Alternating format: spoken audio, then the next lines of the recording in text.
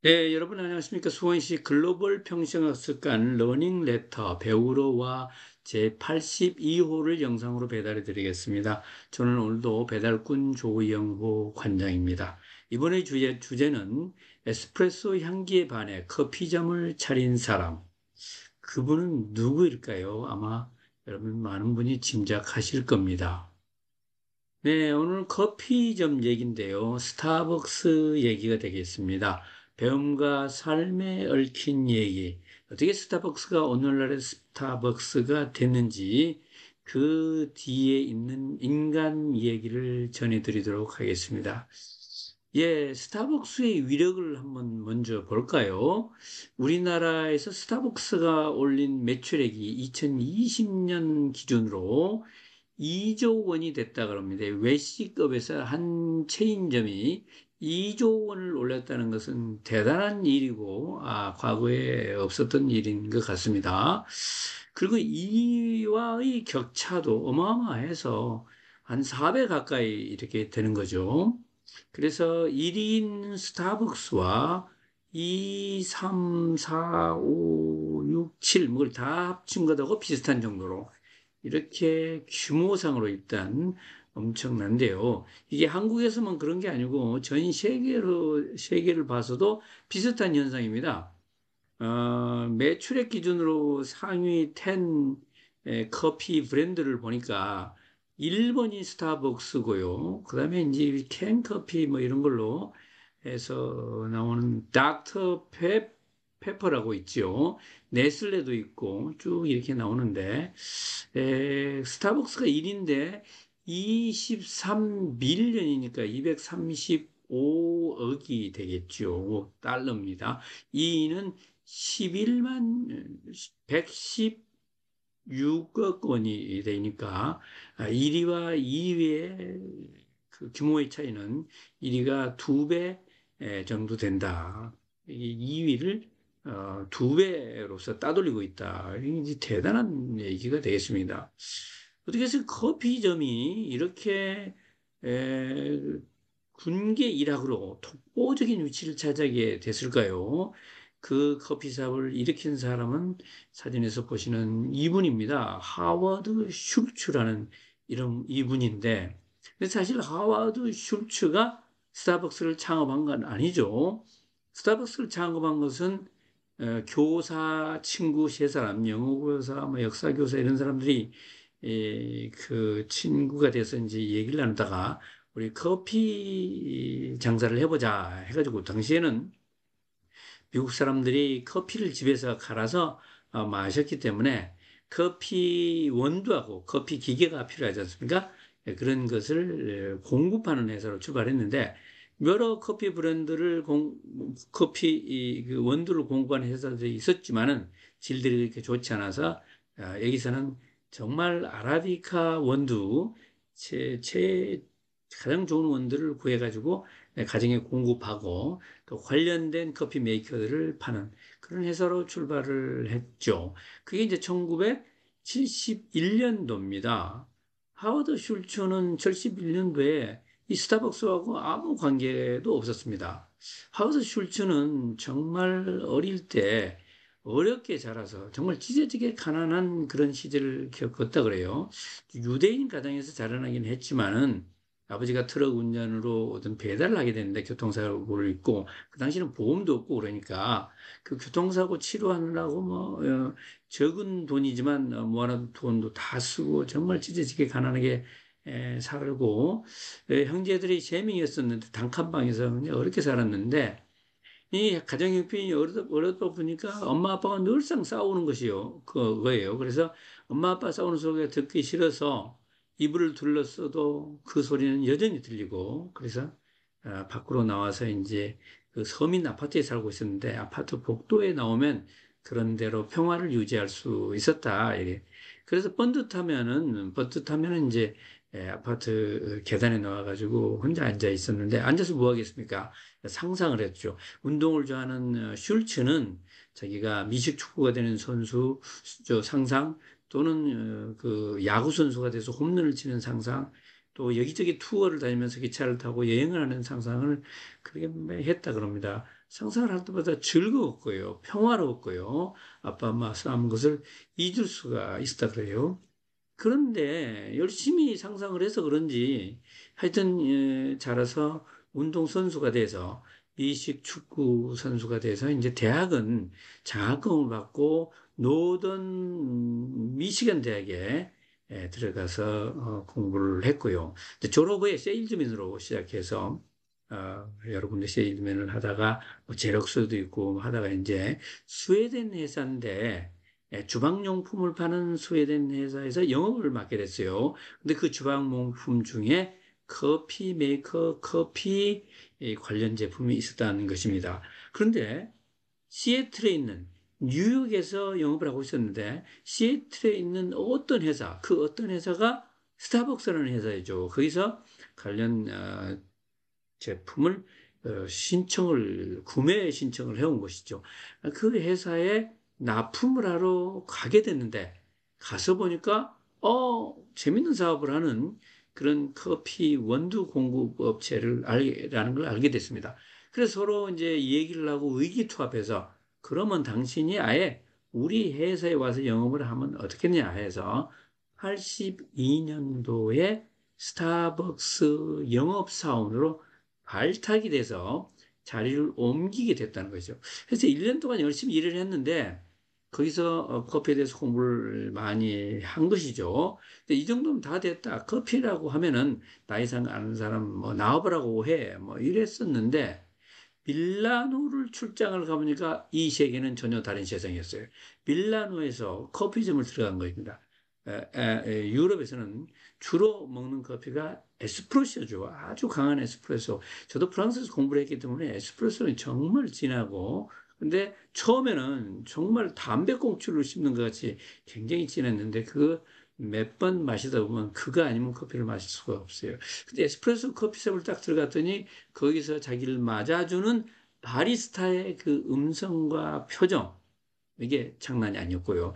그 다음에 커피 주문을 받아가지고 커피 원두를 알갱이를 부수고 측량을 하고 그것을 또 프레스로 그 압력으로 누르고 전기로 누르고 그것이 커피 이 액체가 뽑아져 나오고 그것을 또 잔에다 담고 하는 동작을 보는데 그게 좀 눈을 뗄 수 없을 정도로 그 아름다운 동작이 이어져 나오는데 하나의 예술인 거예요. 그 바리스타와 그 고객으로서의 내가 그 교감하는 순간이 너무나 행복하고 짜릿하고 그런 거였죠. 그 커피를 마셔본 순간에 이런 커피는 세상에 없단 말이야. 왜 우리는 미국에 이런 커피를 만들 생각을 안 했는가? 그 사이에 동네 사람들이 모여들어가지고 커피를 또 주문하고 또 이태리 사람들이 말하기 좋아하지 않습니까? 떠들고 담수하고 나누는 문화. 이걸 보는 순간에 야, 이거다 이런 생각이 들었습니다. 왜 우리는 알갱이만 팔고 있는가? 인간적인 교류가 있어야 되고 정을 나누어야 되고 서로 교감이 있어야 된다. 이렇게 생각을 하고 정말 새로운 사업이다 하고 이제 이 출장 보고서를 쓰면서 여러 가지 디자인을 해가지고 이제 딱 돌아와서 경영자들한테 알렸죠. 알렸더니 시큰둥한 거지요. 그래서 뭔가 너가 자꾸 이제 해보자고 그러니까 해보자. 그런데 이거 기계가 너무 비싸지 않느냐. 이 이태리 기계인데 이 기계 고장이 나면 또 며칠 쉬어야 되고 그 고장 수리비가 얼마고 자꾸 안 되는 쪽으로 얘기하는 거예요. 그래서 이게 야, 안 되겠다. 당신들하고 나하고는 코드가 맞지 않다. 해가지고 이제 회사를 사표 쓰고 내가 스스로 커피숍을 차리겠다. 이렇게 하고 이제 창업 자금을 마련을 해야 되는데 일단 이태리에 다시 가서 커피점을 다니면서 내가 이런 구상을 하고 있고 미국 시장을 개척하기 위해서 당신들이 투자를 해야 된다. 많은 사람을 설득했지만 그것도 쉽지 않았고 미국 사람도 설득했지만 그것도 쉽지 않았고 무려 242명의 투자 가능성 예비 투자자들을 만났으나 217명으로부터 딱지를 맞고 겨우 20여 명으로부터 돈을 모아가지고 그것을 충분히 모으지 못하고 그리고 일지오날레라는 커피숍을 만들었다 그럽니다. 일지오날레는 밀라노의 신문 이름이었고요. 영어로 치면 The 저널이 되겠습니다. 더 저널. 이렇게 해서 이제 가게를 몇 개 차렸는데, 야, 이게 이제 운이 따르려고 그랬는지, 85년에 일 지원할래 커피점을 시작했는데, 2년 후 87년에 스타벅스를 팔겠다고 이 오너들이 나선 거예요. 이제 경영을 계속하기 어렵다. 네가 좀 샀으면 좋겠다. 그래서, 야, 이때다 하고 스타벅스를 인수를 했죠. 스타벅스를 인수를 이제 하게 된 것입니다. 스타벅스는 말이죠. 야, 이제 광고를 하지 않고 이런 유명한 영화들에 유명 배우들이 나오는 영화들에 그냥 간접 광고로 이 스타벅스에서 차를 마시는 장면이 너무 많이 나오는 것이에요. 미인들도 뭐 나오고 뭐 스타벅스 이 컵을 뭐 두 개나 들고 다니고 뭐 이런 일들이 이제 많이 보이는데 이런 I am Sam이라는 유명한 영화가 있잖아요. 어린인데 7살 지능을밖에 갖지 않은 그런 그 사람 얘기인데 그 쌤의 직장이 스타벅스 커피숍이라고요. 이렇게 해서 커피 이 광고를 이제 할 뿐만 아니라 이 스타벅스가 미국 사람들 생활에 깊숙이 중심 위치를 차지하고 있다는 걸 보여주고 있는 것 같습니다.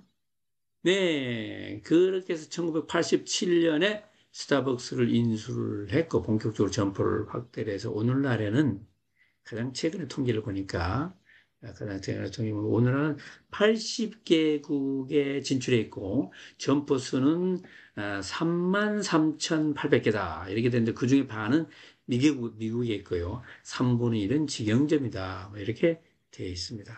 근데 과연 스타벅스의 그 성공 요인이 뭘까요? 커피를 팔았다. 뭐 일견 이렇게 볼 수 있지만 커피를 판 것이 아니고 하워드 슐츠는 문화를 팔았다. 생활을 판다. 고객들이 스타벅스라는 장소에 와가지고 단지 커피를 맛보고 커피를 사가는 것이 아니고 거기 와서 인테리어, 음악, 그다음에 바리스타와의 대화, 또 손님끼리 대화, 조용히 앉아서 뭔가 느껴지는 그런 거, 그 생활을 판다. 시간의 소모, 경험의 어떤 그 깊이, 질, 이런 걸 판다. 이렇게 생각을 했다 그럽니다. 당시로서는, 1987년 당시로서는 대단히 파격적인 마케팅 개념이죠. 오늘날도 이것을 충분히 활용하지 못한 사람들이 많은데, 그때 했고요. 그렇기 때문에 스타벅스가 차별화가 되고 브랜드 가치가 아주 높아지고 급격히 그리고 대대적으로 마켓을 점유하고 있다. 이렇게 볼 수가 있을 것 같습니다. 그래서 그렇게 하려면 또 종업원들을 그렇게 잘해주잖아요. 그래서 종업원들의 복지, 특히 건강보험, 파트타이머까지 복지를 해주고, 그 다음에 바리스타 교육, 친절 교육, 이런 걸 체계적으로 해주고, 그래서 그들의 생활에, 조직의 문화가 이렇게 다르고, 그 문화가 고객한테 전파가 되고, 고객들이 단지 커피 맛을 보는 게 아니고, 하루의 생활, 2시간의 생활을 거기서 즐길 수 있게 해준다. 뭐 이런 것이 성공 요인이 아닌가 이렇게 볼 수가 있는 것이죠. 스타벅스를 좋아하시든 좋아하지 않건 간에 스타벅스의 이런 그 하나의 전략이랄까 성공 방식 또 사업 추진 방식은 또 배울 것이 많이 있다 이렇게 생각이 듭니다. 이 스타벅스도 고민이 계속 있어요. 하워드 솔츠가 CEO로 있다가 후계자한테 물려줄 때마다 문제가 생겨서 다시 등장하는 경우가 있었고, 최근에는 노조가 생겨가지고 이 노조 문제를 해결하기 위해서 아주 어려움을 겪고 있는 것 같습니다. 이 하워드 슐츠는 내가 잘해주면 되지. 무슨 중간에 노조라는 조직이 있어서 노동자를 대변할 필요가 뭐 있냐. 그 이상으로 잘해주겠다. 그렇게 수차 공언해 왔었으나 드디어 노조가 생겨서 그 노조와 여러 가지 실갱이를 지금 하고 있는 것 같습니다. 앞으로가 도 주목이 또 되죠. 네. 스타벅스의 로고가 변천한 걸 보면 또 재밌는데요. 70년 당시에는 스타벅스 커피 앤드 티 스파이시즈 뭐 이렇게 글자도 써 있잖아요. 글자가 서서히 이제 없어지죠. 없어져서 커피만 파는 게 아니기 때문에 이렇게 됐고요. 그 다음에 그 안에 있는 인어가 있죠. 인어가 사이렌이라는 바다 요정, 인어같이 생긴 바다 요정인데 너무 목소리가 아름다워서 한번 그 목소리를 들으면 빨려 들어가서 배가 자초된다, 죽게 된다 이런 얘기인데 그 사이렌을 모델로 해서 만든 여자 모습의 인형이죠. 이게 점점점 변천되는 모습을 볼 수가 있겠습니다. 오늘 재미로 한번 보시는 거죠.